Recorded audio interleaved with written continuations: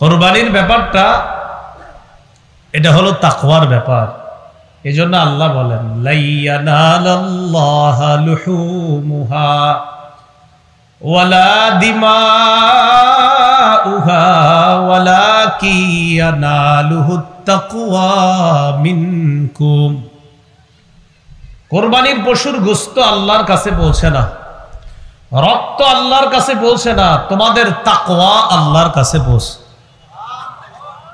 গোশত পৌঁছে না, রক্ত পৌঁছে না, তাকওয়া আল্লাহর কাছে পৌঁছে।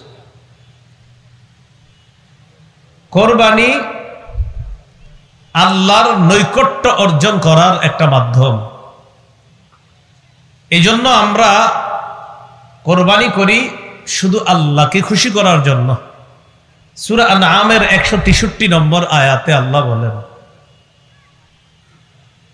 ইন্না সালাতি ওয়া নুসুকি ওয়া মাহইয়ায়া ওয়া মামাতি লিল্লাহি রাব্বিল আলামিন। আমার নামাজ, আমার কোরবানি, আমার জীবন, আমার মরণ বিশ্ব জগতের রব আল্লাহর জন্য। এ হলো কোরবানি, আল্লাহর নৈকট্য অর্জনের উপায়, মাধ্যম। তাই কোরবানি করব একমাত্র আল্লাহকে খুশি করার জন্য। কোরবানির মাধ্যমে ইব্রাহিম আলাইহিস সালাতু ওয়াস সালামের একটা সুন্নাত জিন্দা হয়। ইব্রাহিম নবীর মাধ্যমে এই পদ্ধতি আল্লাহ পৃথিবীতে চালু করেছেন। সূরা আস-সাফাতের 107 নম্বর আয়াত, সন্তান ইসমাইলকে যখন ছুরি চালাবে, আল্লাহ জানায় দিলেন পরীক্ষা আপনি পাশ করেছেন। কদ সাদ্দাকতা রুইয়া, স্বপ্ন সত্যে পরিণত করেছেন। যে স্বপ্ন দেখছেন সন্তানের গলায় ছুরি চালান, এই স্বপ্ন আপনি সত্যে রূপান্তরিত করেছেন, স্বপ্ন সত্যায়ন করেছেন। ইন্না কাযালিকা নাজিজিল মুহসিনিন, নেককারদেরকে আমি এভাবেই প্রতিদান দিয়ে থাকি। ইন্না হাযা লাহুয়াল বালাউল মুবিন, এটা ছিল স্পষ্ট একটা পরীক্ষা। এই পরীক্ষা আপনি পরিপূর্ণ পাশ করছেন। আর এই পরীক্ষায় আপনাকে সফলতা দান করেছি। মানুষের পরিবর্তে পশু কোরবানি করা আমি আল্লাহকে খুশি করার জন্য এই বিধান আপনার মাধ্যমে সারা পৃথিবীর মুসলমানের জন্য আমি আল্লাহ প্রতিষ্ঠিত করে দিলাম। এই কথাটাই আল্লাহ বলেন ওয়াফাদাইনাহু বিযিবহিন আযীম, আমি বিরাট এক প্রাণীর বিনিময়ে তাকে মুক্ত করলাম। ইব্রাহিম নবীকে মুক্ত করলাম বিরাট এক প্রাণীর বিনিময়ে। ইব্রাহিম নবীকে সন্তান জবাই থেকে মুক্ত করলাম, ইসমাইলকে জবাই হওয়া থেকেও মুক্ত করে দিলাম। পশু কোরবানির বিধান আমি আল্লাহ চালু করে দিলাম। ইব্রাহিম নবীর সুন্নত। আরেকটা দলিল হাদিস থেকে নেন, ইবনে মাজাহ 3117 নম্বর হাদিস। হাদিসের বর্ণনাকারী যায়েদ ইবনে আরকাম, 3127 নম্বর হাদিস ইবনে মাজাহ। হাদিসের বর্ণনাকারী যায়েদ ইবনে আরকাম রাদিয়াল্লাহু তাআলা। এই হাদিসের মধ্যে আসছে ক্বালা আসহাবু রাসূলিল্লাহি সাল্লাল্লাহু আলাইহি ওয়াসাল্লাম মা হাযিহিল আদাহি ইয়া রাসূলুল্লাহ। এই যে কোরবানি, এটা কি জিনিস? এই কোরবানি জিনিসটা কি? ওগো আল্লাহর নবী, আপনার কাছে জানতে চাই। ক্বালা সুন্নাতু আবিকুম ইব্রাহিম আলাইহিস সালাতু ওয়াস সালাম। রাসূলুল্লাহ সাল্লাল্লাহু আলাইহি সাল্লাম জবাব দিলেন, এটা তোমাদের পিতা ইব্রাহিম আলাইহিস সালাতু ওয়াস সালামের সুন্নাত। সাহাবায়ে কেরাম প্রশ্ন করলেন, ফামা লানা ইয়া রাসূলুল্লাহ, হুজুর এই সুন্নাত প্রতিষ্ঠিত করলে আমাদের কি লাভ, আমরা কি পাবো? রাসূলুল্লাহ সাল্লাল্লাহু আলাইহি সাল্লাম বললেন, বিকুল্লি শাআরাতিন হাসানা, প্রতিটা পশমের বিনিময়ে নেকি পাওয়া যাবে। সাহাবীগণ বললেন, ফামাসসুফু ইয়া রাসূলুল্লাহ, হুজুর এমন প্রাণী যদি হয় যে প্রাণী পশমওয়ালা প্রাণী, মানে অন্য প্রাণীরও পশম থাকে, কিন্তু কিছু প্রাণী আছে ওদের পশমই খুব বেশি, ওদের পশমই খুব বেশি। এই বেশি পশমওয়ালা প্রাণী জবাই করলেও কি এই বেশি পশম যেই পরিমাণ সওয়াব দেওয়া হবে? নবীজি বললেন বিকুল্লি শাআরাতিন মিনাস সুফি হাসানা, পশমওয়ালা প্রাণী জবাই করলেও প্রতিটা পশমের বিনিময়ে নেকি, সওয়াব দেওয়া হবে, নেকি দেওয়া হবে। তো ইব্রাহিম আলাইহিস সালাতু ওয়াস সালামের এটা সুন্নত। কোরবানি করব আমরা আল্লাহর শুকরিয়া আদায় করার জন্য। বলেন আলহামদুলিল্লাহ। এই কোরবানি আদায় করার পরেও পড়বো আমরা আলহামদুলিল্লাহ। সূরা হজের 36 নম্বর আয়াতে আল্লাহ বলেন ওয়াল বুদনা জাআলনাহা লাকুম মিন শাআইরিল্লাহ,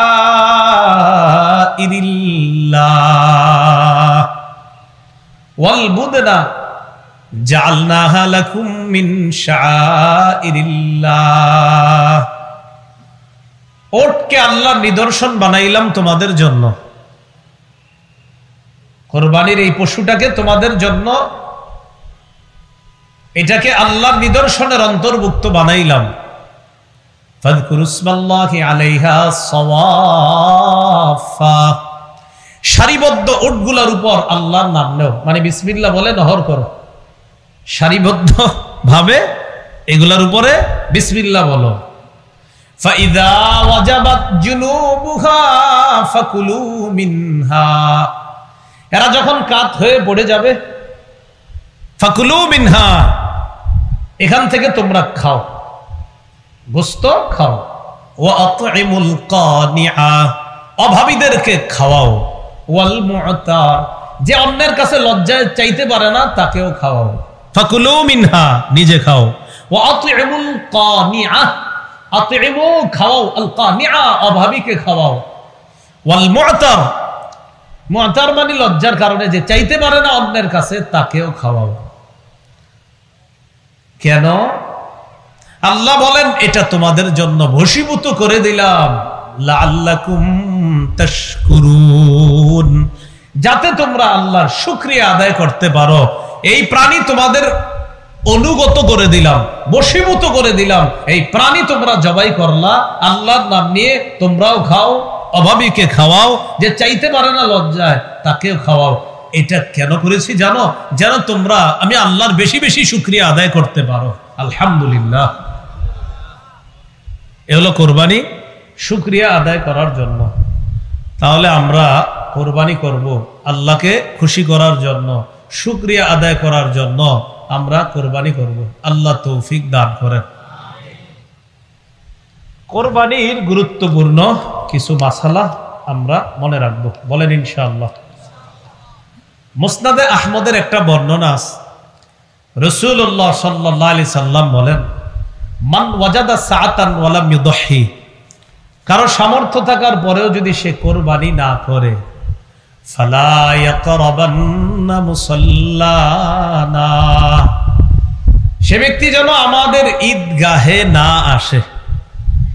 যে ব্যক্তি সামর্থ্য থাকার পরেও কোরবানি না করে, সে যেন আমাদের ঈদগাহে না আসে। ঈদগাহে যেন কি করে? না আসে।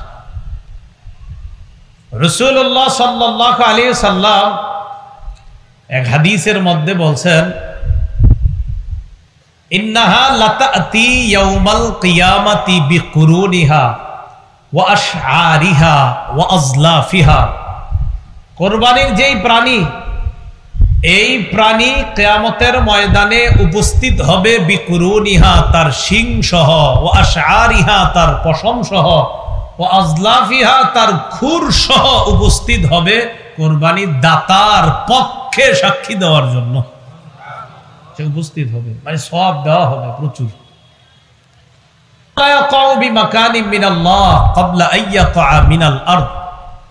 কোরবানির রক্তের ফোঁটা জমিনে পড়ার আগে আল্লাহর কাছে বিশেষ একটা মর্যাদা, এটা আল্লাহর কাছে বিশেষ একটা মর্যাদার পূর্ণ অবস্থানের মধ্যে ওই কোরবানি দাতা চলে যায়। এই আমলটার আলাদা একটা মর্যাদা হয়ে যায় আল্লাহর কাছে, রক্তের আলাদা একটা মর্যাদা আল্লাহর কাছে হয়ে যায়।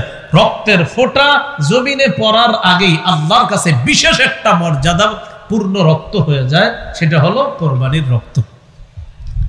কিসের রক্ত বলেন তো? কোরবানি।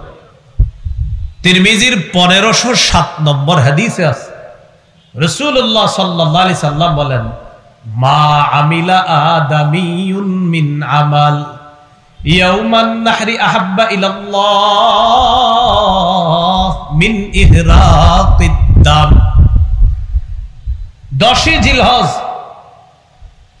আদম সন্তান যে আমল করে, রক্ত প্রবাহিত করার চাইতে উত্তম আমল আর করতে পারে না। আল্লাহকে খুশি করার জন্য প্রাণীর রক্ত প্রবাহিত করাটা কোরবানির দিন আল্লাহর কাছে সবচেয়ে পছন্দনীয় আমল, সবচেয়ে পছন্দনীয় আমল। যাদের সামর্থ্য আছে তারা কোরবানি দিব, বলেন ইনশাআল্লাহ। প্রশ্ন, কার উপর কোরবানি ওয়াজিব? সুস্থ মস্তিষ্ক সম্পন্ন বালেগ মুসলমান যার কাছে 7.5 ভরি স্বর্ণ, 52 তোলা রূপার সমপরিমাণ টাকা 10, 11, 12 জিলহজ সূর্যাস্ত পর্যন্ত যদি কারো কাছে 7.5 ভরি স্বর্ণ অথবা 52 তোলা রূপার সমপরিমাণ অর্থ থাকে, তার উপর কোরবানি ওয়াজিব। সুস্থ মস্তিষ্ক সম্পন্ন বালেগ যার কাছে 10 জিলহজ, 11 জিলহজ, 12 জিলহজ সূর্যাস্তের আগ পর্যন্ত জাকাত ফরজ হয়, যেই পরিমাণ সম্পত্তি থাকলে ওই পরিমাণ সম্পত্তি যদি 10, 11, 12 জিলহজ সূর্যাস্ত পর্যন্ত থাকে, তার উপর কোরবানি ওয়াজিব। পার্থক্য, জাকাত ফরজ হয় 1 বছর অতিবাহিত হইতে হয়, আর কোরবানি ওয়াজিব হয় মাত্র 3 দিন থাকলে। বুঝে আসছে না? এটাই পার্থক্য। আল্লাহ, নেসাবের মেয়াদ, নেসাবের মেয়াদ এটা বলে ফেলছি। প্রশ্ন, নেসাবের মেয়াদ কতদিন? এটা বলে ফেলছি। নেসাবের মেয়াদ ওই যে 3 দিন, 10, 11, 12। মানে কি নেসাব? কোরবানির নেসাব। আর জাকাতের নেসাব তো আপনার 1 বছর অতিবাহিত হবে এরপর। তো এটার নেসাব মাত্র 3 দিন, 10, 11, 12। প্রশ্ন, কোরবানি মোট কতদিন করা যাবে? 10, 11, 12 সূর্যাস্ত পর্যন্ত, 10, 11, 12 জিলহজ সূর্যাস্ত পর্যন্ত কোরবানি করা যাবে। প্রশ্ন, নাবালেগ শিশু কিশোর তদ্রুপ যে সুস্থ মস্তিষ্ক সম্পন্ন নয়, সে যদি নেসাবের মালিক হয়, তার উপর কি কোরবানি ওয়াজিব? না, তার উপর কোরবানি ওয়াজিব না। নাবালেগের নেসাব পরিমাণ মালাস, কোরবানি ওয়াজিব না। সুস্থ মস্তিষ্ক সম্পন্ন নয় এক ব্যক্তি, তার নেসাব পরিমাণ মালাস, তার উপর কোরবানি ওয়াজিব না। প্রশ্ন, যে ব্যক্তি কোরবানির দিনগুলোতে মুসাফির থাকবে, তার উপর কি কোরবানি ওয়াজিব? 48 মাইল অথবা 78 কিলোমিটার, 48 মাইল অথবা 78 কিলোমিটার এই পরিমাণ দূরত্বে যাওয়ার নিয়ত করে কেউ মুসাফির হয়েছে আপনার, এই মুসাফিরের উপর কোরবানি ওয়াজিব নয়। কোরবানির দিনগুলোতে উনি যদি মুসাফির থাকে, তার উপর কোরবানি ওয়াজিব নয়। প্রশ্ন, নাবালকের পক্ষ থেকে অভিভাবক কোরবানি যদি দেয়, আদায় হবে কিনা? নাবালকের পক্ষ থেকে অভিভাবকের জন্য কোরবানি দেওয়া ওয়াজিব না। যদি দেয় মুস্তাহাব আমল হবে, সওয়াব হবে। যদি দেয় মুস্তাহাব আমল, সওয়াব হবে, কিন্তু এটা ওয়াজিব না। প্রশ্ন, দরিদ্র ব্যক্তির উপর কোরবানি ওয়াজিব নয়, তারপরেও যদি সে কোরবানির নিয়তে কোনো পশু ক্রয় করে, সেক্ষেত্রে কি ওয়াজিব? দরিদ্র ব্যক্তির উপর কোরবানি ওয়াজিব না, কিন্তু কোরবানির নিয়তে যদি উনি পশু ক্রয় করে, তার উপর কোরবানি ওয়াজিব। দরিদ্র ব্যক্তির উপর কোরবানি ওয়াজিব না। এখন উনি মেয়ের জামাই বেড়াইতে আসবে, চিন্তা করছে আল্লাহরে খুশি করার জন্য কোরবানি করি, এই নিয়তে পশু কিনছে, আল্লাহরই খুশি করবে। তো যাই হোক, এরপরে আল্লাহ যদি ভাগ্যে গুস্ত দেয়, মেহমানদারি করবে, এটাই তার নিয়ত। তো যাই হোক, এরকম হয়তো আমি বলি ভালো নিয়তেই তার। তো এই নিয়তে, ভালো নিয়তে পশু ক্রয় করছে, এই দরিদ্র ব্যক্তি, তার উপর কোরবানি ওয়াজিব কিনা? পশু ক্রয় না করলে কোরবানি ওয়াজিব না, কিন্তু কোরবানির নিয়তে করে ফেললে, যদি পশু ক্রয় করে ফেলে, তার উপর কোরবানি ওয়াজিব। প্রশ্ন, কেউ যদি কোরবানির দিনগুলোতে কোরবানি দিতে না পারে, কি করণীয়? মন দিয়ে শুনেন। 10, 11, 12 জিলহজ সূর্যাস্তের আগ পর্যন্ত কেউ যদি কোরবানি দিতে না পারে, কি করণীয়? খুব ভালো করে আমার দিকে তাকান, তাহলে বুঝবেন। 10, 11, 12 জিলহজ এই 3 দিন অতিবাহিত হওয়ার পর আমি বুঝতে পারলাম আমার উপর কোরবানি তো ওয়াজিব, এরপরে আমি দেই নেই, অলসতা বশত হোক, যে কোনো কারণে হোক দেই নেই। আল্লাহ হেফাজত করুন, নাউজুবিল্লাহ, এরকম কাজ যেন না করি। বোঝানোর জন্য আমার ছাড়া আর উপায় নেই, এই জন্য বুঝিয়ে দিচ্ছি। এখন কথা হলো 10, 11, 12 এই 3 দিন যদি আমি পশু ক্রয় করে না থাকি, কোরবানি দেই নেই আর পশু কিনি নেই, পশু ক্রয় করে না থাকলে পরবর্তীতে একটা কোরবানির যোগ্য ছাগল পরিমাণ মূল্য সদকা করে দিতে হবে। যদি পশু ক্রয় করে না থাকি তাহলে কোরবানির যোগ্য ছাগল পরিমাণ মূল্য সদকা করে দিতে হবে। আর যদি পশু ক্রয় করে থাকি কিন্তু অলসতা বশত বা কোনো কারণে এই 3 দিন কোরবানি করি নাই, তাহলে ওই পশুটাই সদকা করে দিতে হবে। সেটা ওট হোক, গরু হোক, ছাগল হোক, যা হোক। ভাই একটু বুঝে আসছে সবার? এবার বুঝেন। ঘটনাচক্রে 13 তারিখ আমি জবাই করে ফেলছি, 13 তারিখ জবাই করে ফেলছি। ওয়াজিব ছিল কবে?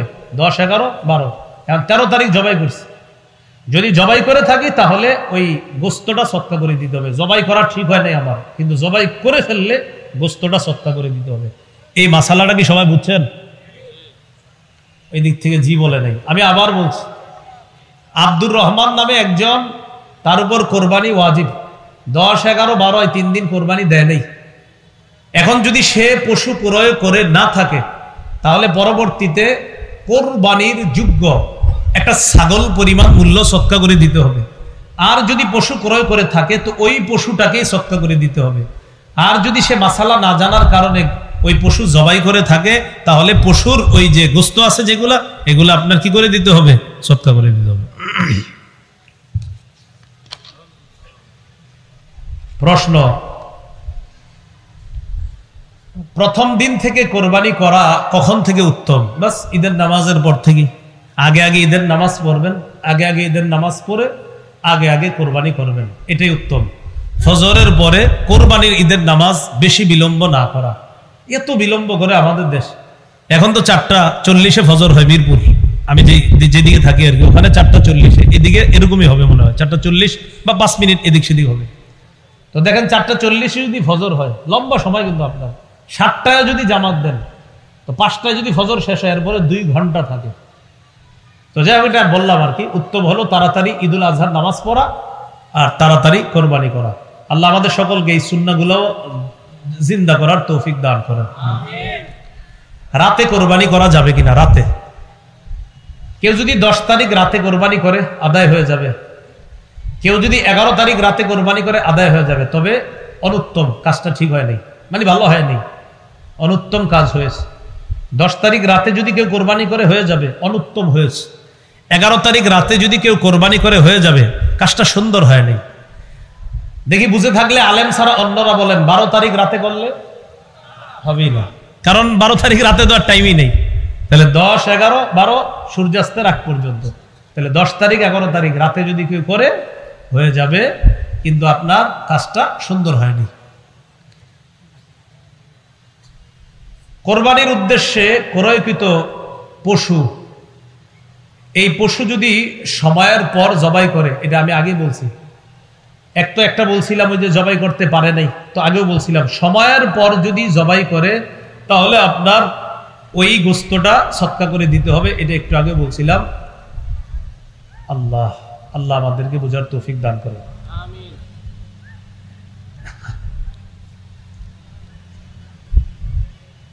জীবিত পশুটা কিনছিলেন, খুব বুঝেন, 50,000 টাকা দিয়ে জীবিত পশু। এখন এই পশু আপনি ভুলে জবাই করে ফেলছেন। এখন জবাই করার পরে গোস্ত মাপার পরে দেখেন কি এই পশুর গোস্তের দাম হয় 45,000, কিনছেন কত দিয়ে? 50,000। এখন ওই যে আপনি ভুল করে জবাই করছেন, এখন গোস্তগুলা দেখছেন যে বাজারের রেট অনুযায়ী 45,000 টাকা আছে গোস্তের দাম। গরু কিনছেন কত দিয়ে? ওই আরো 5,000 টাকাও সদকা করবেন, গোস্ত সদকা করবেন, আর ওই যে 5,000 টাকা এটাও সদকা করবেন। বুঝেছেন কথাটা? আপনি কিনছেন, কেনার পর এখন ভুল করে জবাই করেন নাই, কোরবানির দিন চলে যাওয়ার পর জবাই করছেন, জবাই করার পর এখন গোস্ত সদকা করে দিবেন। তো গোস্ত সদকা করতে গিয়ে কি হয়েছে, আপনার গোস্তর গুলা দেখছেন যেই পরিমাণ গোস্ত, এই পরিমাণ গোস্তের মূল্য হয়েছে 45,000, আর গরু কিনছিলেন 50,000 টাকা দিয়ে, আরো 5,000 টাকা শর্ট, এই 5,000 টাকা সদকা করে দিবেন। গোস্ত সদকা, আরো 5,000 সদকা করবেন। আপনি কেন করলেন না 10, 11, 12? এটা আপনার জন্য পানিশমেন্ট। হ্যাঁ, কোন কোন পশু দ্বারা কোরবানি করা যাবে? ওট, গরু, মহিষ, দুম্বা, ভেড়া ইত্যাদি, এগুলো দ্বারা কোরবানি করা যাবে। কোরবানি করার ক্ষেত্রে যেসব পশু কোরবানি করা যাবে সেক্ষেত্রে নর নারী হলে কি সমস্যা আছে? না, সমস্যা নেই। গরু, গাবি, ছাগল, ছাগি, কোনো সমস্যা নেই। নতুন 2-3 বছর ধরে একটা স্লোগান উঠছে যে খাসি দিয়ে কি কোরবানি হবে কিনা, এই জাতীয় আরো কিছু বিষয় উঠছে। বিষয়গুলো এমন না, নর নারী উভয়টা দিয়ে কোরবানি হবে। পশুর বয়স সীমা কত? ওট কমপক্ষে 5 বছর, গরু কমপক্ষে 2 বছর, ছাগল কমপক্ষে 1 বছর, ভেড়া দুম্বাও 1 বছর। মন দিয়ে শুনেন, ভেড়া দুম্বাও 1 বছর। বলেন, ভেড়া দুম্বাও। ছাগল, হ্যাঁ, ভেড়া দুম্বা 6-7 মাস হওয়ার পরে দেখতে যদি 1 বছরের মতো হৃষ্টপুষ্ট মনে হয়, হয়ে যাবে। ভেড়া দুম্বা, শুধু ভেড়া দুম্বা, এটা যদি 1 বছরের মতো মনে হয়, 6-7 মাস পরে 1 বছরের মতো হৃষ্টপুষ্ট মনে হয়, এটার দ্বারা হয়ে যাবে, জায়েজ হয়ে যাবে। হ্যাঁ। প্রশ্ন, এক পশুতে শরীকের সংখ্যা? ওট, গরু, মহিষে 7 জন শরীক হতে পারবে। ওট, গরু, মহিষে কয়জন শরীক হতে পারবে? 7 জন। সহিহ মুসলিমের টন টনে সহিহ হাদিস এবং তিরমিজির টন টনে সহিহ হাদিস। রাসূলুল্লাহ সাল্লাল্লাহু আলাইহি সাল্লামের সাহাবী জাবির ইবনে আব্দুল্লাহ রাদিয়াল্লাহু তাআলা আনহু বলেন, নাহারনা মা রাসূলিল্লাহ সাল্লাল্লাহু আলাইহি সাল্লাম, আমরা নবীজির সাথে নহর করেছি হুদাইবিয়ার যুদ্ধের দিন। আল বাদানাতা আন সাবআতিন ওয়াল বাকারাতা আন সাবআতিন, ওট 7 জনের পক্ষ থেকে, গরু 7 জনের পক্ষ থেকে। তাহলে 7 শরীকে কুরবানি জায়েজ আছে। 2 জনে জায়েজ, 3 জনে জায়েজ, 4 জনে জায়েজ, 5 জনে জায়েজ, 6 জনে জায়েজ, 7 জনে জায়েজ, এর বেশি না। শরীকে কোরবানি যখন দিবেন সবার অংশ সমান সমান করে ভাগ করতে হবে, ওজনে যেন কম বেশি না হয়, এটা মাথায় রাখবো আমরা। কোন অংশীদারের যদি নিয়ত খারাপ হয় সেক্ষেত্রে কোরবানি কি হবে? একজন অংশীদারের নিয়ত যদি খারাপ হয় সবার কোরবানি বাতিল হয়ে যাবে। শরীকদারদের মধ্যে একজনের যদি নিয়ত খারাপ হয় সবার কোরবানি বাতিল হয়ে যাবে। কোরবানির গরু, মহিষ ও ওটের মধ্যে আকিকার নিয়তে শরীক হতে পারবে? হ্যাঁ, কোরবানির গরু, মহিষ ও ওটে আকিকার নিয়তে শরীক হতে পারবে। এতে কোরবানি, আকিকা দুটোই সহি হবে। গরু, উট, মহিষে আকিকার নিয়তে শরীক হতে পারবে, এতে আকিকা এবং কোরবানি উভয়টাই সহি হবে। প্রশ্ন, শরীকদের কারো পুরা বা অধিকাংশ উপার্জন যদি হারাম হয় তাহলে কি কোরবানি হবে? শরীকদের কারো অর্ধেক বা পুরা অধিকাংশ উপার্জন যদি হারাম হয় আর হারামের অংশ যদি ওইগুলোর মধ্যে যায়, শরীকদের মধ্যে, সবার কোরবানি বাতিল হয়ে যাবে। এই জন্য একা কোরবানি দেওয়াই উত্তম। এই ঠিক আবার শরীকদের কি অস্বীকার করে ঠিক কইতেছেন নাকি? এই ঠিকের ভিতরে যেন কোনো ঝামেলা না থাকে, এটা মানে ঠিক এই নিয়তে বললেন যে হ্যাঁ ভালো কথা, কিন্তু ওই নিয়ত রাখেন না শরীকের কোরবানিও জায়েজ, এই আকীদাও ঠিক রাখতে হবে। আর আপনাদের ঠিকও কিন্তু বুঝি অনেকের ঠিক মানে বুঝায় কি জানেন? উনি বুঝায় না এটাই সঠিক, বাকিগুলো সঠিক না, এই জাতীয় মানসিকতা থেকে বের হয়ে আসেন। হ্যাঁ,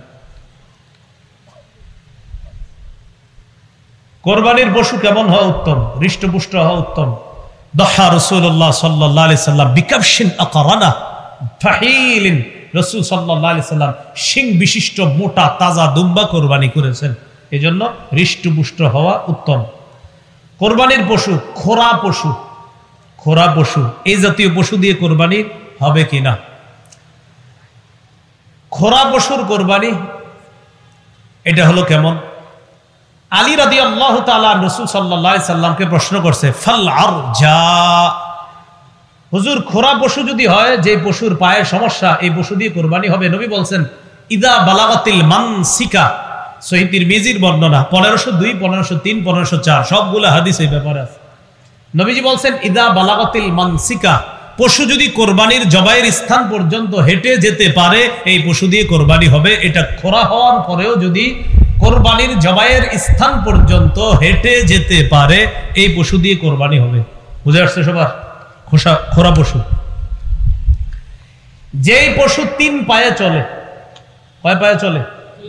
3 পায়ে চলে, 1 পায়ে ভর দিয়েও চলতে পারে না, এই পশু দিয়ে কোরবানি করা হবে কিনা? না, হবে না। যে পশু 3 পায়ে চলে, 1 পায়ে ভর দিয়েও চলতে পারে না, মোটামুটি ভাবেও চলতে পারে না, এই পশু দিয়ে কোরবানি হবে কিনা? না, হবে না। শুকনা দুর্বল পশু, যে জবাইয়ের স্থান পর্যন্ত হেঁটে যেতে পারে না, এমন পশুর দ্বারা কোরবানি হবে কিনা? না, হবে না।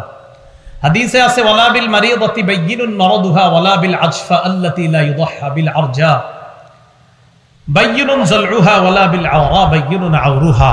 খরা, চোখে সমস্যা, কানে সমস্যা, লেজে সমস্যা, এই জাতীয় পশু যদি অধিকাংশ বেশি সমস্যা হয়, এগুলো দিয়ে কোরবানি হবে না।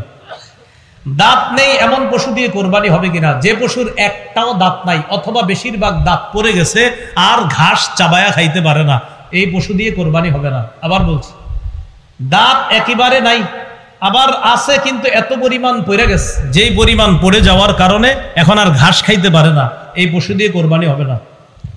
যে পশুর শিং ভেঙে বা ফেটে গেছে, কোরবানি হবে কিনা? আলী রাদিয়াল্লাহু তাআলা রাসূল সাল্লাল্লাহু আলাইহি সাল্লামকে প্রশ্ন করছে, ফামাকসুরাতুল করনি ইয়া রাসূলুল্লাহ, হুজুর শিং যদি ভেঙে যায় এই পশু দিয়ে কোরবানি হবে? নবী বলছেন, লা বাসা বিহি, সমস্যা নাই, শিং যদি অর্ধেক ভেঙে যায় কোরবানি হয়ে যাবে। কি শিখলাম? অর্ধেক যদি আপনার মোটামুটি ভেঙে গেছে, একটু 2-3টা ফুটা পড়ছে, তত সমস্যা হয় নাই, তাহলে কোরবানি হয়ে যাবে। শিং যদি গোড়া থেকে ভেঙে যায়, যে মস্তিষ্ক, মজ্জা ইত্যাদি বের হয়ে যায়, দেখা যায়, এই পশু দিয়ে কোরবানি হবে না। শিং মাঝখান থেকে কিছুটা ভাঙছে অথবা সামান্য একটু ভেঙেছে কোথাও, এটা দ্বারা হয়ে যাবে। গোড়া থেকে যদি ভেঙে যায়, মস্তিষ্ক শুকায়া যায়, এই পশু দ্বারা কোরবানি হবে না।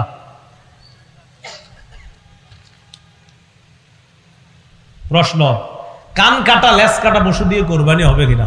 কি কাটা? কান কাটা, লেজ কাটা। কান যদি অর্ধেকের বেশি কাটা থাকে, লেজ যদি অর্ধেকের বেশি কাটা থাকে, পশু দিয়ে কোরবানি হবে না। কান যদি অর্ধেকের বেশি কাটা থাকে, লেজ যদি অর্ধেকের বেশি কাটা থাকে, এমন পশু দিয়ে কোরবানি হবে না। তাহলে বিপরীতটা এবার শিখানি আমরা। লেজ যদি অর্ধেকের বেশি ভালো থাকে, কান যদি অর্ধেকের বেশি ভালো থাকে, এই পশু দিয়ে কোরবানি হবে। অর্ধেকের বেশি কান ভালো, অর্ধেকের বেশি লেজ ভালো হবে। এবার আপনারা জবাব দেন, অর্ধেকের বেশি কানও ভালো না, অর্ধেকের বেশি লেজও ভালো না, কোরবানি? অন্ধ পশুর কোরবানি, যে পশু 2 চোখ দিয়ে দেখে না, এই পশু দিয়ে কোরবানি হবে না। অথবা 2 চোখ আছে, 1 চোখ দিয়ে মোটেই কিচ্ছু দেখে না, এই পশু দিয়ে কোরবানি হবে না। নতুন পশু কিনছেন, কেনার পর হারায় গেছে, নতুন পশু কিনছেন, কেনার পর হারায় গেছে। এই নতুন পশু কিনছে একজন ধনী মানুষ, আব্দুর রহমান ধনী মানুষ, আব্দুর রহিম গরিব মানুষ। আব্দুর রহমানও নতুন পশু কিনছে কোরবানি দেওয়ার জন্য, হ্যাঁ ঠিক আছে, ওয়াজিব। আব্দুর রহিমের উপর ওয়াজিব ছিল না, এরপরেও কিনছে, এর উপরও ওয়াজিব। এখন হারায় গেছে পশু, আব্দুর রহমানেরটা হারাইছে, আব্দুর রহিমেরটা হারাইছে। আব্দুর রহিম আরেকটা কিনা জরুরি না, লা ইউকাল্লিফুল্লাহু নাফসান ইল্লা উসাহা, আল্লাহ সাধ্যের বাইরে চাপায় দেয় না। তো আব্দুর রহমান কি করছে? আরেকটা কিনছে। কিনার পর আব্দুর রহমান আরেকটা কিনছে, ধনী মানুষ। গরিব আব্দুর রহিমও কি করছে? উনিও আরেকটা কিনছে, ওনার উপর আরেকটা কিনা জরুরি ছিল না, কিন্তু কিনছে। কিনার পর এখন হারিয়ে যাওয়া পশুটা আবার ফিরে আসছে। আব্দুর রহমান ধনী, তার পশু ফিরে আসছে।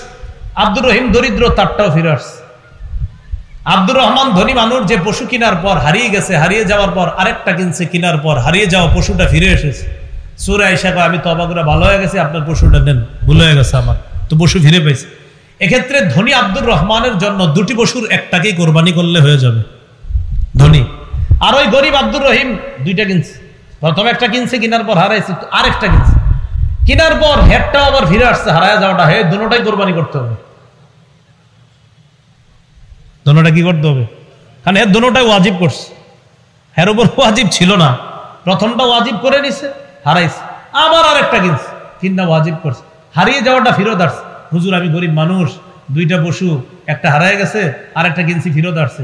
আপনি গরিব, আপনি তো কোরবানি তো ওয়াজিব ছিল না, শখে কিনছিলাম, তো আরেকটা কিনছেন কেন? হারায় গেছে এই জন্য। যে শরীয়ত আপনাকে বাধ্য করে নাই কেনার জন্য, কিনছেন, দুটোটাই কোরবানি দিতে হবে, দুটোটা ওয়াজিব করে নিয়েছেন। এই জন্য ইসলামী শরীয়ত মাযহাব ছাড়া বুঝার কোনো বিকল্প নাই, মাথা রাখবেন। কি ছাড়া? মাযহাব মানতে হবে। আমি মাযহাব মানি কেন? কারণ কোরআন সুন্নাহ এখন আমি ভালোভাবে বুঝি না, তাই মাযহাব মানতে হয়। আর যে মানে না, আমার কয় হুজুর না মানলে সমস্যা আছে। আমি আপনি হয়তো কোরআন সুন্নাহ অনেক বেশি ভালো বুঝেন, এই জন্য মানেন না। আমার যদি কেউ বলে আপনি কেন মানেন, আমি কোরআন সুন্নাহ এখনো ভালোভাবে পুরোপুরি বুঝি না। অনেকে কয় মূর্খ, এই জন্য মাযহাব মানে। আসলেই ঠিক কইছেন, মূর্খ বলেই তো মাযহাব মানি। যদি সব জানতাম তত দরকার ছিল না মানা। আর যিনি বলে মাশাআল্লাহ উনি তো সব জানে দেখে উনি মানে না, এটাই আমরা ভালো ধারণা রাখি। যিনি কে জানেন? যিনি হলো সে যে গত 7 দিন ধরে নতুন করে পড়াশোনা করতেছে কোরআন হাদিস নিয়ে, এই তিনি এখন মাযহাব মানছে না। আর বলে আপনি মানেন না কেন? তো বললাম আমি তো ভাই এখনো পুরোপুরি কোরআন সুন্নাহ ওই অন্যের সাহায্য ছাড়া বুঝি না। অন্যের সাহায্য মানি অন্যের মতামত, অন্যের মতামত মানি কয় অন্যের মতামতের আরবি কি হুজুর? কয় অন্যের মতামতের আরবি হলো মাযহাব। আচ্ছা তাই নাকি? কয় হ্যাঁ। ইমাম আবু ইউসুফের মত মানি ইমাম আবু ইউসুফের মাযহাবে, ইমাম মুহাম্মদের মত মানি ইমাম মুহাম্মদের মাযহাবে, ইমাম আবু হানিফার মত মানি ইমাম আবু হানিফার মাযহাব। আচ্ছা হুজুর মাযহাব কি? মাযহাব হলো কোরআন সুন্নাহর সুবিন্যস্ত একটা সংকলনকে মাযহাব বলা হয়। বুখারী এটা কি আবিষ্কার না সংকলন? বলেন সংকলন। তো বুখারী শরীফ এটারে বুখারী সহিহ বুখারী বলা হয়। সহিহ বুখারী মানে বুখারায় ওনার বাড়ি, উনি এলাকার সাথে নিসবত করে এটার নাম বুখারী। বুখারী হলো হাদিসের সংকলন, আবিষ্কার নয়। মুসলিম হাদিসের চলে আসা সংকলন, আবিষ্কার নয়। তিরমিজি হাদিসের চলে আসা সংকলন, আবিষ্কার নয়। নাসাই, ইবনে মাজাহ, আবু দাউদ হাদিসের চলে আসা সংকলন, আবিষ্কার নয়। ফিকহে হানাফি কোরআন সুন্নাহর চলে আসা সুবিন্যস্ত সংকলন, আবিষ্কার নয়। ফিকহে মালিকি কোরআন সুন্নাহর চলে আসা সংকলন, আবিষ্কার নয়। ফিকহে হাম্বলি কোরআন সুন্নাহর চলে আসা সুবিন্যস্ত সংকলন, এটা আবিষ্কার নয়। ফিকহে শাফিঈ কোরআন সুন্নাহর চলে আসা সংকলন, আবিষ্কার নয়। যেমনি ভাবে বুখারী এটা সংকলন, এটা আবিষ্কার নয়, তাই বুখারী বেদাত নয়। মুসলিম এটা সংকলন, এটা আবিষ্কার নয়, তাই এটা বেদাত না। নাসাই, আবু দাউদ, ইবনে মাজাহ, তিরমিজি এগুলা সংকলন, আবিষ্কার নয়, তাই এটা বেদাত নয়। তেমনি ভাবে কোরআন সুন্নাহর সুবিন্যস্ত সংকলন চার মাযহাব, এটা আবিষ্কার নয়, তাই এটা বেদাত নয়। যারা বলবে ফিকহে হানাফি বেদাত, বুখারীকেও বেদাত বলতে হবে। যারা বলবে ফিকহে মালিকি বেদাত, বুখারীকে বেদাত বলতে হবে। যদি বলেন না বুখারী তো সংকলন, তো ফিকহে হানাফিও সংকলন, মুসলিম সংকলন, ফিকহে হানাফি সংকলন, সেটা যদি জায়েজ হয় এটাও জায়েজ না। বুঝা বলে সংকলন, আবিষ্কার আর সংকলন দুই বাংলা মনে রাখবেন, সারা জীবন অনেক কিছু সমাধান হয়ে যাবে। এই জায়গায় আমরা ভুল করি। সংকলন, সংকলন আর আবিষ্কার। বুখারী এটা সংকলন, এটা আবিষ্কার নয়। ফিকহে হানাফি এটা সংকলন, আবিষ্কার নয়। কোরআন সুন্নাহর সুবিন্যস্ত সংকলন, মনে রাখবেন। তা আপনি কোরআন সুন্নাহর সুবিন্যস্ত সংকলন হানাফি ফিক কেন মানেন? কারণ আমি এখনো পারি না পুরোপুরি, তাই। আর যে মানে না কেন, উনি সব পারে পুরোপুরি, তাই মানে না। 7 দিন পড়াশোনা করতেছে, কয়দিন যেন সব আল্লাহ তাআলা দিয়ে দিছে, হয়তো এই জন্য মানে না। আল্লাহ বুঝার তৌফিক দান করেন। বলছিলাম হারিয়ে যাওয়া পশু মাযহাব যদি না মানেন, এই মাসালা আপনার মাথায় ঢুকবো কেমনে? কোন প্রশ্ন, গর্ভবতী পশু, যে পশু গর্ভবতী হয়ে গেছে, পেটে বাচ্চা আছে, এই পশু দিয়ে কোরবানি হবে কিনা? হয়ে যাবে কোরবানি। কোরবানি কি হবে? হয়ে যাবে। যদি সন্তান প্রসব আসন্ন হয়, যে তাড়াতাড়ি এই কি 2 দিনের মধ্যে হইতে পারে প্রসব, আর কোরবানিও সময় ঘনিয়ে গেছে, এক্ষেত্রে এই পশু দিয়ে কোরবানি করা মাকরুহ। অন্য আরেকটা পশু দিয়ে কোরবানি করেন, এটা দিয়ে না করা ভালো, এটা দিয়ে না করা ভালো। হ্যাঁ, জবাই করার পর যদি দেখেন বাচ্চা জীবিত, ওটারও কোরবানি করে দিবেন, জবাই করে দিবেন। হ্যাঁ, তিরমিজির বর্ণনা আসছে, ওটারও জবাই করার কথা আসছে তিরমিজিতে।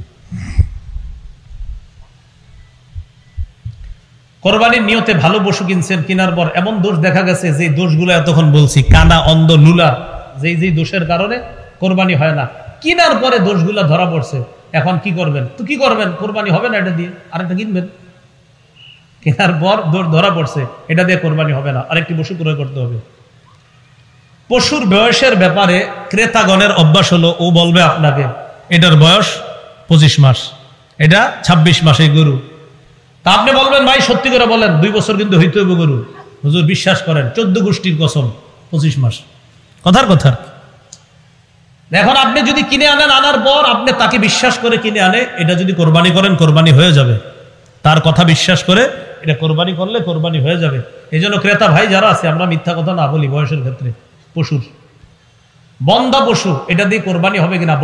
বন্ধা পশু দিয়েও কোরবানি হয়ে যাবে।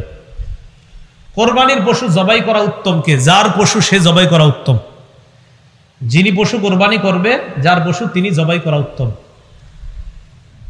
জবাইয়ে একাধিক ব্যক্তি যদি শরীক হয়, সেক্ষেত্রে বিসমিল্লাহ কি উভয় বলতে হবে? জি, দুইজনেই বিসমিল্লাহ বলতে হবে। বিসমিল্লাহি আল্লাহু আকবার উভয় বলতে হবে। প্রিয় কসাই সাহেব যারা থাকবে, এদেরকে বলবেন, এরা পরে ছুরি নিয়ে আবার চালায়, মালিক যারা থাকবেন বলবেন এই বিসমিল্লাহ আল্লাহু আকবার বলো, এটা বলাবেন। অনেক সময় দেখবেন বলে না। কোরবানির পশুর খাল, চামড়া ইত্যাদি ছিলানো শুরু করা কখন উত্তম? পশু পুরাপুরি নিস্তেজ হওয়ার পরে এই পশুর খাল, চামড়া ইত্যাদি এটা করা উত্তম। অনেক ক্ষেত্রে দেখা যায় এখনো নিস্তেজ হয় না, বাস শুরু করে দিছে, অলরেডি শুরু করে দিছে।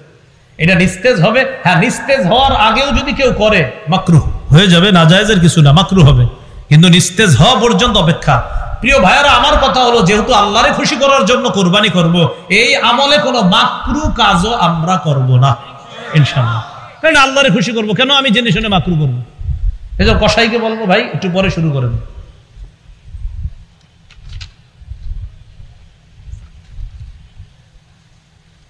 কোরবানির পশু দিয়ে জবাইয়ের আগে উপকৃত হওয়া যাবে কিনা? হাল চাষ করা যাবে না।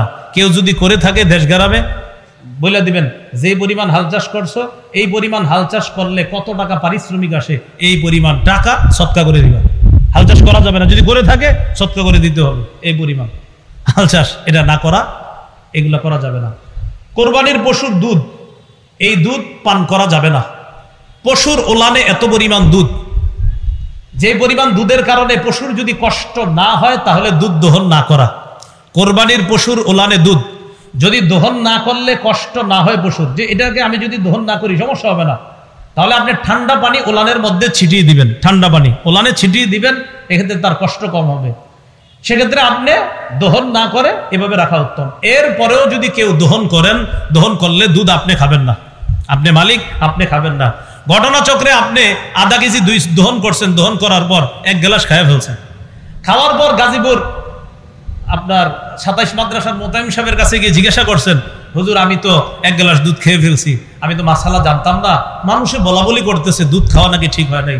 তখন হুজুর আপনাকে বলবে এক গ্লাস পরিমাণ দুধের মূল্য যত হয় এই টাকাটা আপনি সৎকা করে দেন। এক গ্লাস দুধের মূল্য যত হবে এই পরিমাণ টাকা সৎকা করে দিতে হবে। আপনার খাওয়াটা কি হয় নাই? ঠিক হয় নাই। হ্যাঁ,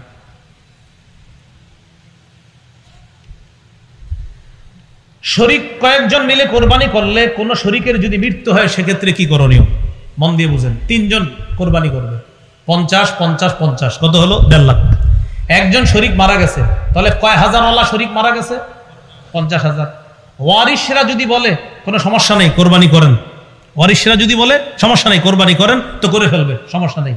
কিন্তু ওয়ারিশরা যদি বলে না আব্বার 50,000 টাকা আমরা দিতে চাইতেছি না, এক্ষেত্রে ওয়ারিশদেরকে টাকাটা দিতে হবে, কারণ এখন আর টাকার মালিক যে মারা গেছে সে না, ওয়ারিশরা, তাই তাদের টাকাটা তাদেরকে দিয়ে দিতে হবে। এক্ষেত্রে নতুন আরেকজনকে শরীক বানাইতে পারবেন, এটা সুন্দর কথা। আরেকজনকে বলবেন 50,000 টাকা দিয়ে শরীক হও, ওই টাকাটা নিয়ে ওয়ারিশদেরকে দিয়ে দিলেই তো হয়ে যাবে। তাহলে প্রথম কথা, ওয়ারিশরা যদি অনুমতি দেয় করেন, করে ফেলবেন। অনুমতি যদি না দেয় করা যাবে না, 50,000 টাকা ফিরিয়ে দিতে হবে।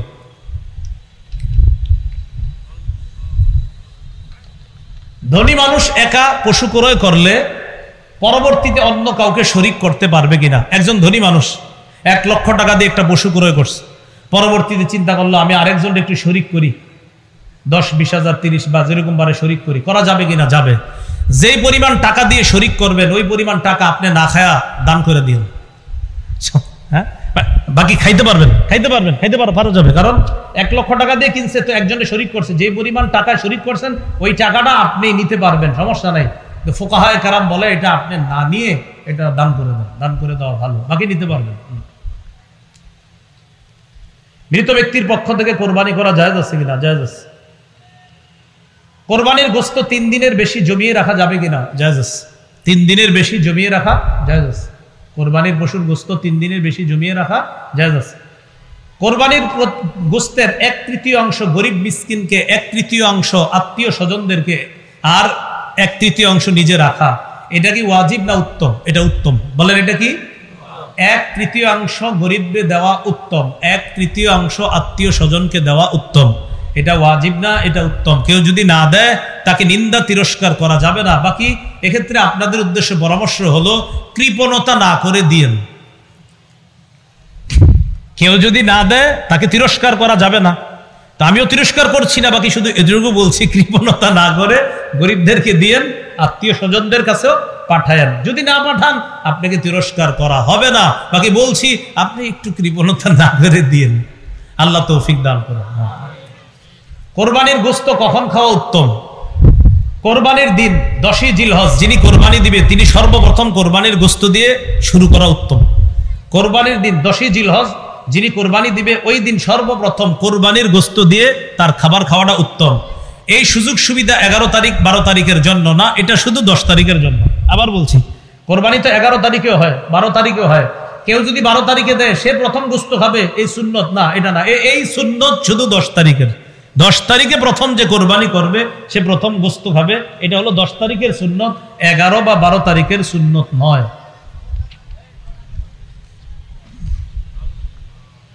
কোরবানির গোশত চর্বি ইত্যাদি বিক্রি করা যাবে কিনা? অনেকে গোশত ইত্যাদি চর্বিটা বিক্রি করে দেয়। গোশত বিক্রি করা যাবে না, চর্বিটা বিক্রি করা। নাউজুবিল্লাহ পড়েন। চর্বি বিক্রি করা যাবে না, গোশত বিক্রি করা যাবে না। কোরবানির চর্বি বিক্রি করা যাবে না, গোশত বিক্রি করা যাবে না। কোরবানির চামড়াটাও বিক্রি না করে মাদ্রাসায় দিয়ে দেন, এতিমদেরকে দিয়ে দেন, অসহায়দেরকে দিয়ে দিবেন। বলেন ইনশাআল্লাহ। কোরবানির পশুর চামড়াটা এটাও বিক্রি করবেন না, এটা দিয়ে দেন, মাদ্রাসাওয়ালাদের কাজে লাগবে, এতিমদের কাজে লাগবে। এক্ষেত্রে একটা কথা, আপনারা অনেক সময় এমন মানসিকতা রাখেন, এই ছাত্ররা কোরবানির দিন এখানে দেখেন, অনেক কোটিপতির সন্তানরাও কোরবানির দিন মাদ্রাসায় থাইকা কাজ করে, কোটিপতির সন্তান। তা আপনি কেন মাথায় নেন না? কোটিপতির সন্তানের কি দরকার কোরবানির দিন মাদ্রাসায় থাকা? সেও ইখলাসের সাথে থাকে। কেন? তার অসহায় গরিব ভাইয়েরা আছে মাদ্রাসায়, তাদেরকে খেদমত করার জন্য ওই কোটিপতির সন্তানও কোরবানির দিন মাদ্রাসার জন্য কাজ করে। তো এই জন্য আপনারা এটা মাথায় নিয়েন না যে এই পোলাপানগুলা কোরবানির দিন যারা কাজ করে মন থেকে করে। আপনি খোঁজ নিয়ে দেখবেন, অনেক সন্তান আছে যার বাবার 30টা 40টা দোকান আছে, যার বাবা 400-500 মণ ধান পায়। সে কেন আছে? সে মহব্বতে আছে, ইখলাসের সাথে আছে, তার দ্বারা মাদ্রাসার কাজ হবে, এই জন্য সে আছে। না হলে তো তার এটা থাকা দরকার নাই এরকম। তো এই জন্য এটা মাথায় রাখবেন, এটা সত্যিকার অর্থেই এতিমদেরকে তাদের পিছনে খরচ করা হয়। এই জন্য চামড়াটা আপনারা বিক্রি না করে মাদ্রাসায় পৌঁছে দিবেন। আশেপাশের মাদ্রাসার হয়তো পোস্টার অলরেডি আপনাদের বাসার আশেপাশে চলে গেছে, তো আপনার নিকটস্থ মাদ্রাসা যেখানে আছে সেখানে আপনি দিন। তো আমি বলছি, আপনি যেখানেই দেন চামড়াটা দিয়ে দেওয়ার চেষ্টা করবেন। বলি ইনশাআল্লাহ, সবাই বলি ইনশাআল্লাহ। কোরবানি যারা পশুটা আপনার কিনে, এরা সব ঠিক করে, খালি চামড়ার ক্ষেত্রে গিয়ে এমন করে, ভাই 1.5-2 লাখ টাকা দিয়ে পশুটা কিনলেন, শেষে কেন এমন করেন? চামড়ার ব্যাপারে এই আপনার সামান্য একটা অংশে গিয়ে এমন এমন আপনার আচরণ করেন যে আচরণগুলো আসলে ইসলাম সম্মত আচরণ না। এগুলো আমরা করব না, আল্লাহ তৌফিক দান করেন। কোরবানির পশু যিনি জবাই করবে তাকে জবাইয়ের পারিশ্রমিক দিবেন কিনা? দিবেনই, জবাইয়ের পারিশ্রমিক দিবেন। আপনি জবাইয়ের পারিশ্রমিকটা দিবেন। আমার বয়ান শুনে অনেকে হয়তো কমেন্ট করতে পারে যে হ্যাঁ মনে হয় এর জন্য কইছে। আমি আমার জিন্দিগিতে 2টা পশু ক্রয় করছি, মাত্র জবাই করছি, জিন্দিগিতে 2টা পশু। তার মানে আমি আমার জন্য বলছি না, এটা অধিকার, এটা সঠিক কথা, তাই বলছি। কোরবানির পশু যিনি জবাই করবে তাকে পারিশ্রমিক দিবেন, এটা হাতের কষ্ট, এটা জবাই করা অনেক কষ্টের ব্যাপার। এই জন্য যারা জবাই করবে তাদেরকে দিবেন। আর জবাই করার পরে আপনার একদম ছোট্ট একটা নোট ওঠে, একদম ছোট্ট 1.5-2 লাখ টাকার গরু আপনার কোন মতে হুজুর জবাই করছে যিনি কষ্ট করে, আরে আস্তে একটা নতুন 200। এটা তো আপনার স্মরণ করা উচিত ভাই, সত্যি বলছি। হ্যাঁ, আপনার শরম লজ্জা থাকা উচিত, এটা শরম লজ্জা থাকা উচিত।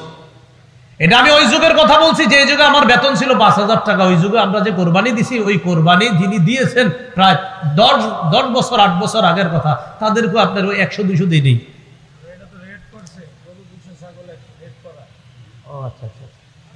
সেটা আমি জানি না। আচ্ছা, যাই হোক, আপনারা এই জায়গায় একটু মহাব্বতের ইয়া রাখেন। তো এই জন্য আরে এরকম 100-200 করে গাড়ি, এটা কি কোনো কথা?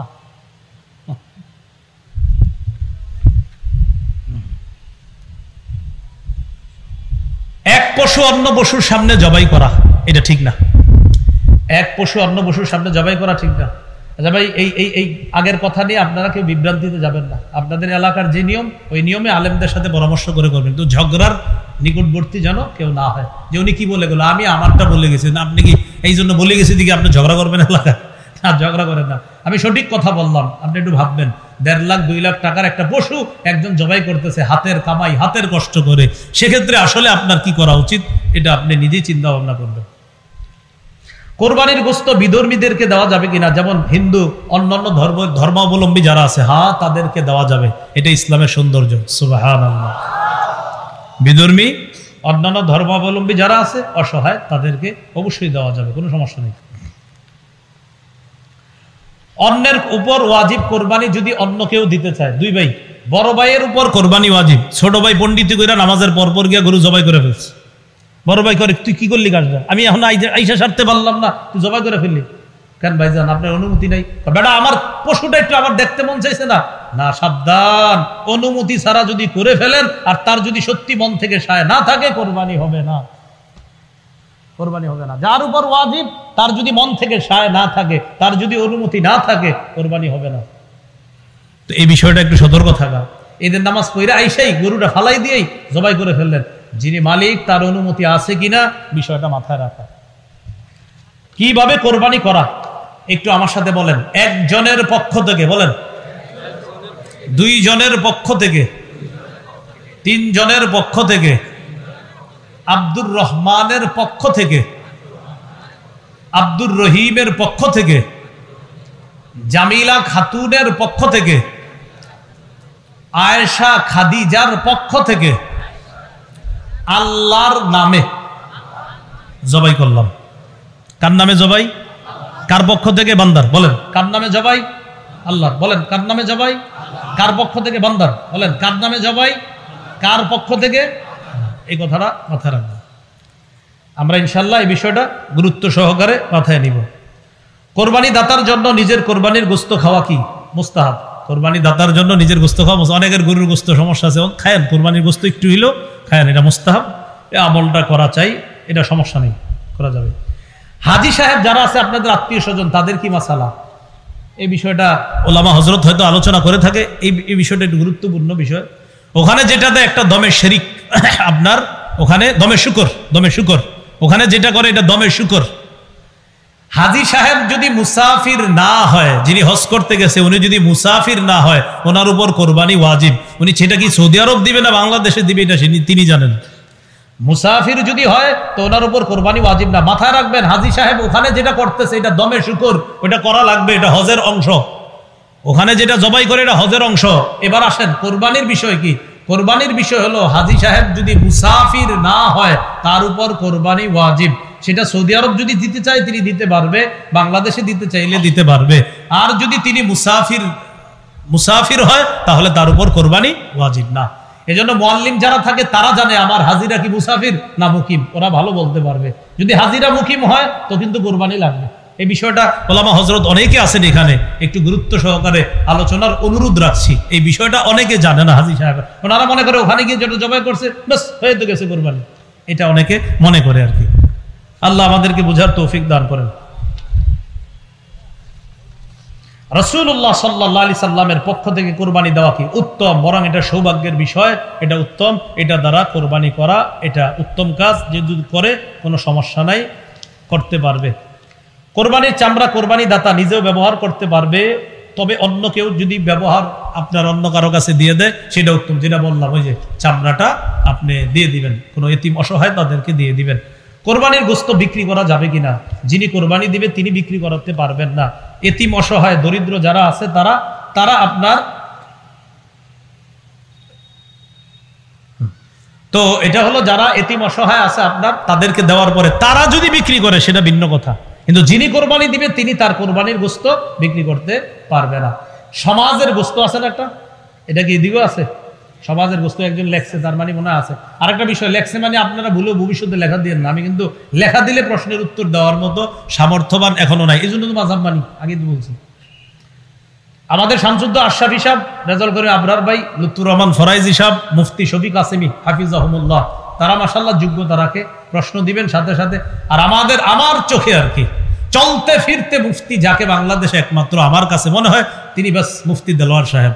হযরতরে যেখানে যা জিজ্ঞাসা করবেন আল্লাহ পাক জানে। আমি চিন্তা করি এই মনে হয় হুজুর মনে হয় এটা দিবে না, না সাথে সাথে আস্তে আস্তে একের পর এক বলতেছে অবাক হয়ে তাকায় থাকার মতো ফতুয়া স্বামী উনি কমে পড়ছে, সব সুন্দরভাবে বলতেছে, এটা অমুক জায়গায় আছে, সেটা অমুক জায়গায় আছে, বলে দিচ্ছে হুজুর একদম অদ্বিতীয়। আমি নাউজুবিল্লাহ অন্যদেরকে ছোট করছি না, মানে আমার কাছে হুজুরের অদ্বিতীয় মনে হয়, বিশেষ করে সরাসরি প্রশ্নের উত্তরের ক্ষেত্রে আমাদের মুফতি দেলোয়ার সাহেব, হযরতের হায়াত আল্লাহ বরকত দান করেন। তো যাই হোক, কোরবানির গোশত আপনার সমাজে দেওয়া বাধ্য না, এটা বাধ্য না। সমাজের যে গোস্ত চায় এটা বাধ্য না, যিনি কোরবানি দিবে তিনি দিতে বাধ্য না। তারপরে এটা মহব্বতের সাথে দিয়ে দিন, যদি দেখেন ঝগড়ার আশঙ্কা হয় দিয়ে দিন, না হয় আপনার অন্যম করে সমাজ থেকে বাদ, এলাকা থেকে বহিষ্কার করো, বের করে দাও, ঝগড়ার আশঙ্কা হয়। তো এটা হলো বিষয়টা মহব্বতের, আপনার ওইটা ওই বুঝাই দিবেন সমাজে যারা এগুলা করে যে ভাই বাধ্যবাধকতা করবেন না, মৃত ব্যক্তির পক্ষ থেকে, নামে না, নাম শব্দটা বলবেন না, পক্ষ থেকে বলছি তো মাসালা গেছে না, মৃত ব্যক্তির পক্ষ থেকে কোরবানি দেওয়া যায়। আজকে এতটুকুই।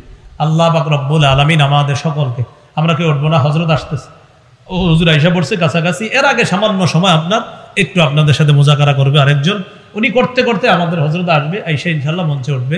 আমরা এই সুন্দর পরিবেশটা রক্ষা করব, কেউ এখান থেকে আমরা যাব না, সুন্দরভাবে বসে শৃঙ্খলার সাথে বসে নায়েবে আমির সাহেবের দোয়ার মাধ্যমে ইনশাআল্লাহ এরপর আমরা এখান থেকে বিদায় নিব।